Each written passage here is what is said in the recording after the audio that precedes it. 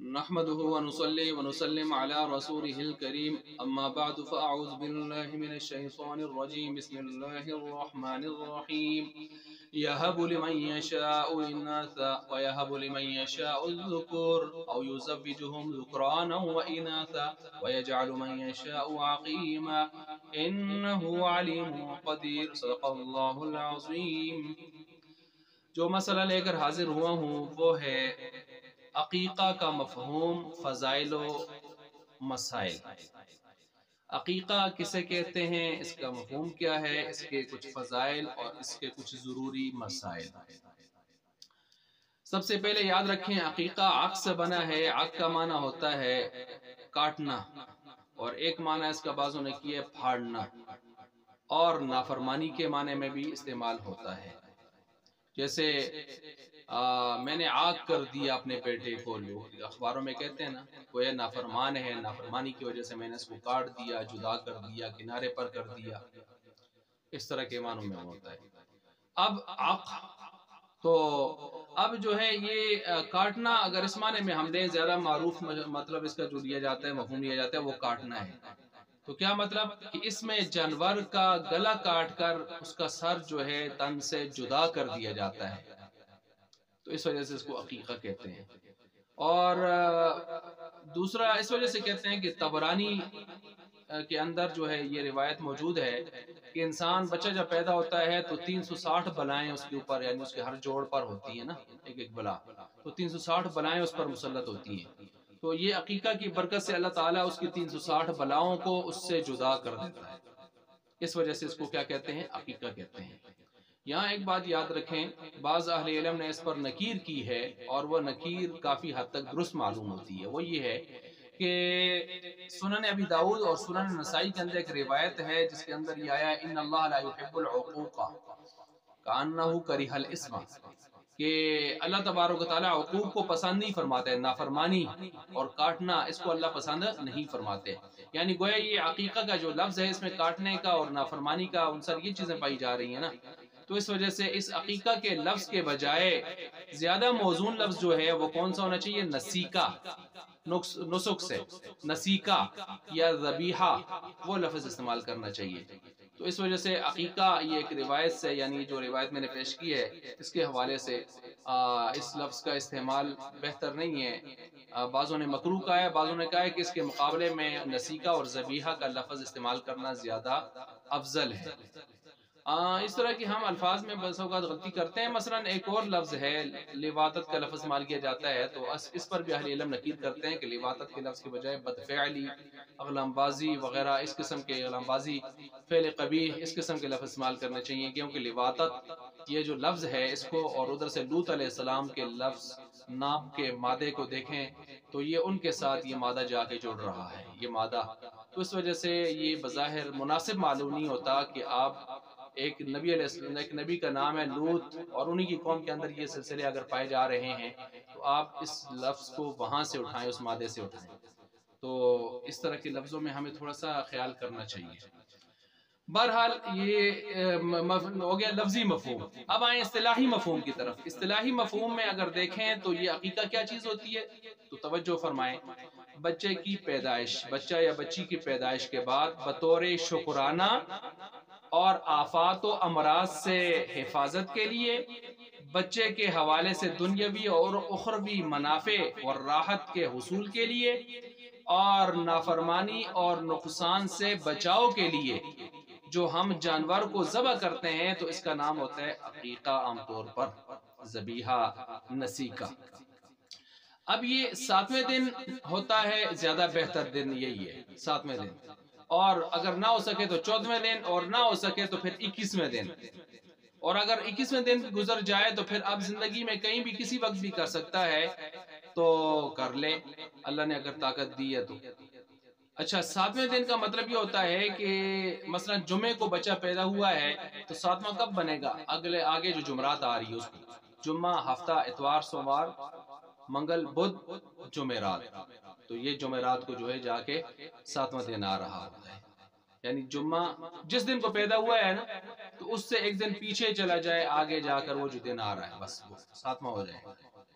ہاں اگر رات کا معاملہ ہے، مثلا جمعہ کی جو ہے وہ رات کو ہوا ہے، جمعہ گزر کے رات کو بچے کی پیدائش ہوئی ہے، تو پھر جمعے کے دن ہی 7واں دن آئے گا.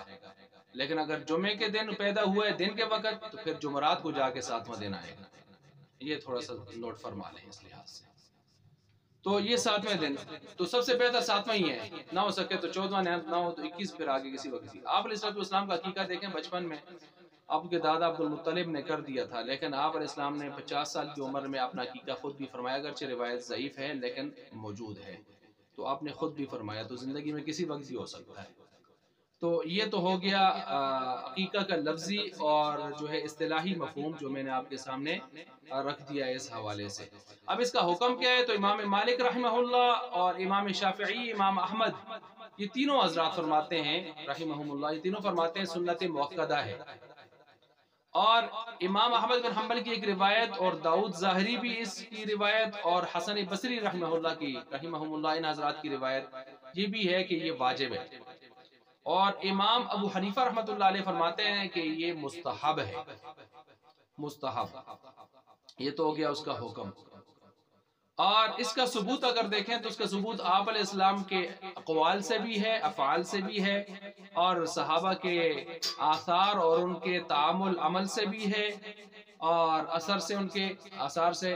اور اس پر جو ہے متواتر احادیث، گویا اتنی احادیث ہیں کہ ان کا مفہوم تواتر کے درجے کو اس ترتیب سے، تو ایک بڑی کثرت سے اس پر روایات بھی ہمارے پاس موجود ہیں. اب جب ہم جانوروں کو، جیسے جانور کو ذبح کر رہے ہوتے ہیں، تو اس وقت کیا پڑھنا ہے ہم نے؟ تو اس وقت پڑھنا ہے دعائیں. اگر کسی کو آتی ہے تو بہتر ہی ہے، ضروری نہیں ہے، بہتر یہ عملی ضروری نہیں ہے، مستحب ہے. تو دعائیں پڑھنا کون سی ضروری ہو جائیں گی؟ تو بہتر ہے اگر کسی کو یہ دعا آتی ہے تو اس ترتیب سے پڑھ لے، تاکہ خوشی کا کامل اظہار ہو جائے. اللہم ہذہ عقیقۃ ابنی، اگر بیٹے کا کہنا تو کہے عقیقۃ ابنی، نام اس کا جو بھی آگے لے لے، مثلا اسلم نام ہے، عقیقۃ ابنی اسلم، عقیقۃ ابنی رفیق، اس طرح کہہ دے. اور اگر بچی ہے تو اللہم ہذہ عقیقۃ بنتی، آگے اس کا نام لے لے، رقیہ، زینب، جو بھی ہے. اور اگر کسی دوسرے کے بچے کی طرف سے کر رہا ہے تو اللہم ہذہ عقیقۃ ابنا، اللہم ہذہ عقیقۃ ابنی فلان، ابنی فلان، یا بنتی فلان، اس طرف اشارہ دے دے، اس کا نام لے لے، جس کا وہ بچہ بچی ہے اس کا نام آگے لے لے. پھر اب میں پوری دعا پڑھنے لگا ہوں، یہ تو میں نے درمیان میں جو ناموں کا مسئلہ ہو بیان کیا. اللہم ہذہ عقیقۃ ابنی بنتی، جو بھی استعمال کیا، اور دمہا بدمہی، وعظمہا بعظمہی، وجلدہا بجلدہی، وشعرہا بشعرہی. کیا مطلب؟ یا اللہ یہ جو جانور ذبح کر رہا ہوں تو اس کے بال، اس کا خون، اس کے ہڈی، اس کی چمڑا، اس کے بالوں کے بدلے میں اس کے سارے اعضاء کو، تمام حصوں کو اللہ محفوظ کر دے، اس کے بدلے میں گویا اس کو محفوظ کر دے. اور اللہم اجعلہا فداءً، اور اس کو فدیہ بنا دے جانور کو، لابنی، اس میرے بچے کے لیے، یا لبنتی، اس میری بچی کے لیے، من النار، آگ سے. یعنی دنیا میں بھی بچاؤ کا سبب بنا دے آفات سے، اور آخرت میں بھی جہنم کی آگ سے بچاؤ کا سبب اس کو فدیے کے طور پر قبول کر لے. اچھا، تو بہرحال اس میں اگر مذکر ہے تو دمہا بدمہی اور عظمہا بعظمہی اس طرح پڑے گا. اور اگر مؤنث ہے، وہ بچی ہے، اس کے لیے کر رہا ہے تو دمہا بدمیہا، وعظمہا بعظمہا، وجلدہا بجلدہا، وشعرہا بشعرہا، اس طرح پڑے گا. اور آگے اللہم اجعل فداءً لبنتی کہہ دے گا، من النار. اچھا، پھر یہ پڑھنے کے بعد آگے اگر دعائیں آتی ہیں تو انی وجہت وجہی للذی فطر السماوات حنیفا، فطر السماوات والارض حنیفا وما انا من المشرکین. اور اسی طرح جو ہے قل ان صلاتی ونسکی ومحیای ومماتی للہ رب العالمین لا شریک لہ وبذلک امرت وانا اول المسلمین. اللہم منک ولک، یہ پڑھ لے. اور اس کے بعد جانور پر چھری چلاتے ہو بسم اللہ واللہ اکبر، یا اللہ اکبر جو بھی پڑھ سکتا ہے. اور اگر دوسرا آدمی اس کو کوئی مبارکباد دینا چاہتا ہے اس موقع پر، تو وہ ایک بعض جگہوں پر اہل علم نے یہ نقل کیا ہے، اور یہ کوئی ضرور نہیں ہے، صرف خوشی کا اظہار کے لیے. جعلہ اللہ مبارکا علیک وعلی امت محمد، یعنی اے اللہ اس بچے کو اس کے لیے بھی مبارک کر دے، اس کے والدین کے لیے اور ساری امت کے لیے اس کو مبارک بنا دے. تو اب اس کے فائدے بھی ہیں بہت سارے، اس کے فائدے عقیقہ کے اس حوالے سے، مثلا فائدوں میں سے ایک فائدہ ہے کہ زندگی کے ابتدائی سانسوں میں گویا اللہ کو یاد کیا جا رہا ہے، ابتدائی لمحات کے اندر قرب حاصل کیا جا رہا ہے، تو انشاءاللہ اس کی ابتدا اچھے سلسلے سے ہو رہی ہے، اور اللہ کے نام پر ایک جانور ذبح کرنے کے ساتھ انشاءاللہ قرب الہی جو حاصل ہوگا اس کا اثر اس کی زندگی میں ہوگا۔ نمبر 2، بعض پریشانیوں اور آفتیں اور بیماریوں سے بھی راحت ہو جاتی ہے۔ نمبر 3، نعمت اور رحمت، جو اللہ کی طرف سے نعمت بچہ یا رحمت بچی آ رہی ہے اس پر خوشی کا اظہار بھی ہو رہا ہوتا ہے، فَبِذَلِكَ فَلْيَفْرَحُوا۔ اور اسی طرح نمبر 4، روز قیامت مستحق شفاعت یہ بچہ ہو جاتا ہے، یعنی اگر یہ بچہ فوت ہو گیا نا اس کی زندگی میں بچکانہ حالت میں ہی، بچپن میں ہی، تو یہ جو ہے کل اگر وہ سفارش کرنے والے جو بچے ہیں ان میں یہ بچہ بھی ہوگا اور ان کو سفارش سے فائدہ ہوگا والدین کو۔ نمبر 5، عقیقہ کے حوالے سے اقربا اور محلہ داری ان کو خوشی کی شیئرنگ وغیرہ وہ بھی ہو جاتی ہے کہ وہی خوشی میں شامل کر لیا جاتا ہے ان کو، اور ساتھ صلہ رحمی کے سلسلے بھی قائم ہو جاتے ہیں۔ تو بہرحال یہ تقریباً میں نے آپ کے سامنے عقیقہ کا لفظی مفہوم، اصطلاحی مفہوم، اور میں نے حکم اس کا اور دعائیں جو عقیقہ ذبح کرتے وقت جو ہے جانور، اور اس کا ثبوت کہاں کہاں سے ہے اور اس کے فائدے کیا کیا ہیں، یہ میں نے چند چیزیں آپ کے سامنے، اور ایک سوال اور اس کا جواب بھی یعنی عقیقہ کے لفظ کے حوالے سے اشکال، اس کا جواب جو ہے اس کو بھی سامنے رکھا، اور یہ پہلا پارٹ آپ کے سامنے مکمل ہوا۔ اب اگلے پارٹ کے اندر انشاءاللہ عقیقہ کے کچھ مسائل اور کچھ نکات اس حوالے سے انشاءاللہ بیان کیے جائیں گے۔